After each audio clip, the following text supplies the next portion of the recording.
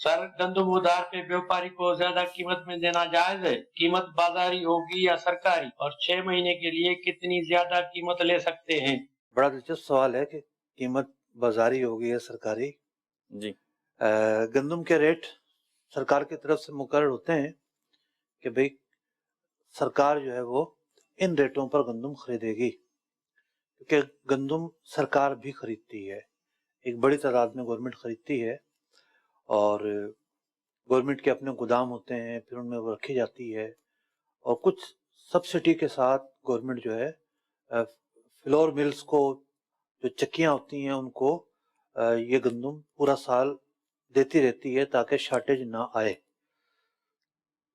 अब सरकार की तरफ से जो भी कीमत है, बाजार की भी एक अपनी कीमत होती है, इसमें तो कोई शक नहीं है। ओपन मार्केट में कुछ ना कुछ फर्क होता है। शरई नुक्ता निगाह से फरीकैन जिस कीमत पर चाहें इत्तिफाक कर सकते हैं, और नकद और उधार के मामले में अगर फ़र्क है तो उसमें कोई मुज़ायका नहीं है कि अगर कोई शख्स नकद जो है वो मिसाल के तौर पर 2000 रुपया मन खरीदता है और उधार जो है वो 2200 रुपया मन खरीदता है, तो इसमें कोई मुज़ायका नहीं है। दोनों अगर बारगेनिंग के वक्त की कीमत बता दी जाए कि भाई नकद खरीदेंगे या उधार, उसने कहा मैं उधार खरीदूंगा, अच्छा इतनी कीमत होगी, फिर उस पर इत्तिफाक कर लेते हैं, तो इसमें कोई शरई मुज़ायका नहीं है।